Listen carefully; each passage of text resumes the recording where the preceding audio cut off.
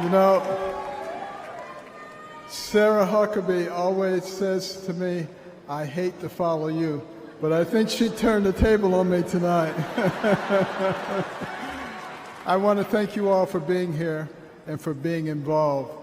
Like many of you last week, I watched with horror as the events unfolded in that Pennsylvania field. I saw President Trump, a dear friend, escape death by mere inches, and my thoughts immediately turned to the book of Isaiah that says, "No weapon formed against you shall prosper."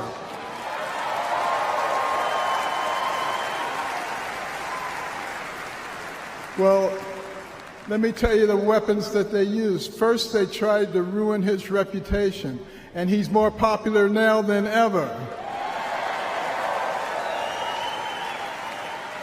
And then they tried to bankrupt him, and he's got more money now than he had before. And then they tried to put him in prison, and he's freer and has made other people free with him. And then last weekend they tried to kill him, and there he is over there alive and well.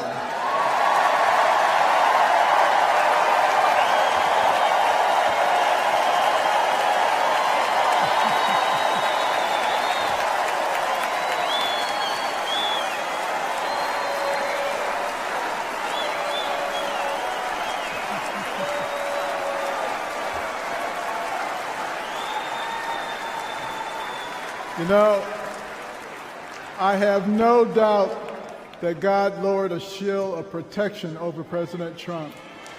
And I join millions of Americans in thanksgiving for President Trump's safety. And I encourage you to join me in praying each day for his continued protection. You know, our hearts go out to the victims in the audience. Let's also pray for them and their families. These events have brought unusual clarity to the times we are living in. We have all harbored the nagging feeling that everything we love is slipping away.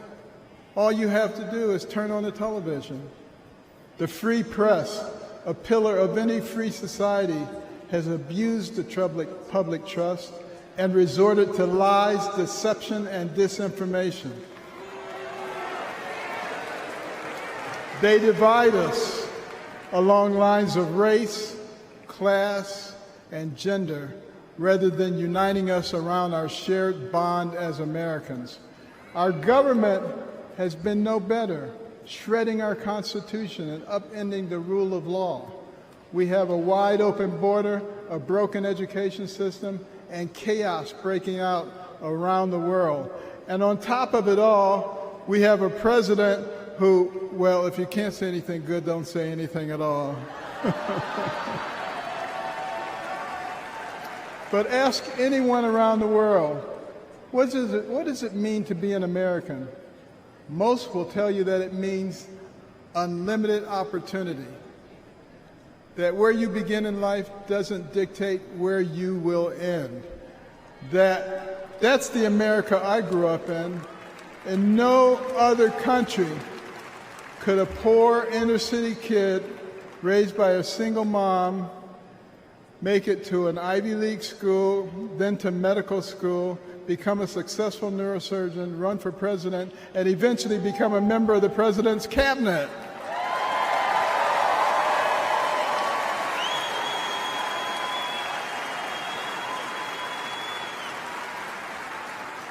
You know, and as a member of his cabinet, I had a chance to work closely with him, and I got to tell you, this is a man who is a gift to us as a nation.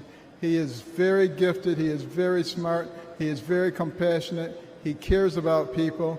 And I'll tell you, the first time I met him, it was before either of us got into the political arena, and we were at Mar-a-Lago, and someone came up to him and said, "Mr. Trump, Rod Stewart just walked in." And he said, "I don't care, this is Ben Carson."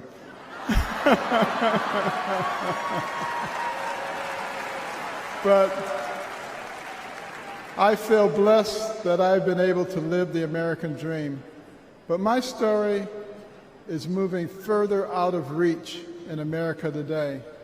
The lessons my mother taught me, like hard work and the value of well-rounded patriotic education and faith in God above all else, are being forced out of the public square. But we're all here today because we know we can bring these things back.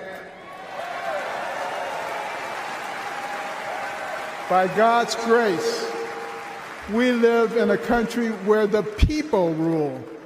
We have the power to choose the kind of nation we will be and the kind of men and women that will lead us. And today the choice could not be more clear.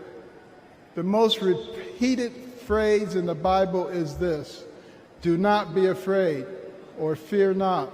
It appears 365 times in Scripture, a reminder to live each day with faith, hope, and joy as joyful warriors for Christ.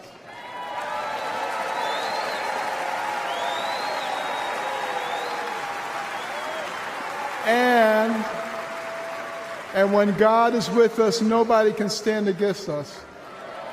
With this assurance from the Almighty, even the face of evil itself cannot shake our resolve.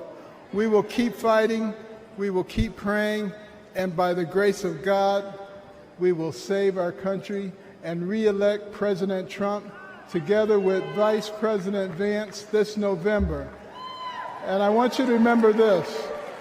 In 1831, Alexis de Tocqueville came to America to study our nation because the Europeans were fascinated. They wanted to know, how could a nation barely 50 years old already compete with them on virtually every level? So he looked at our government, and he was duly impressed by our checks and balances and separation of powers. And then he looked at our business environment. He was duly impressed by how we encourage entrepreneurship and innovation. And he looked at our educational system, and he was blown away by the fact that he could find a mountain man in the middle of the woods who could read, who could tell him about the Declaration of Independence. But the thing that impressed him the most was when he went to our churches and he heard those inspirational sermons from the pulpits that inspired a ragtag bunch of militiamen to defeat the most powerful army in the world and gave the American people a moral base.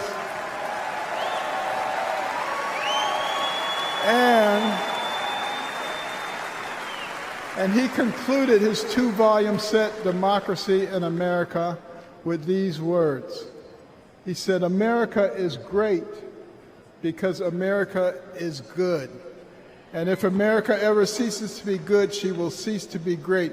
It is our job to make America good, and let's do this by re-electing President Trump so we can make America great." Thank you very much.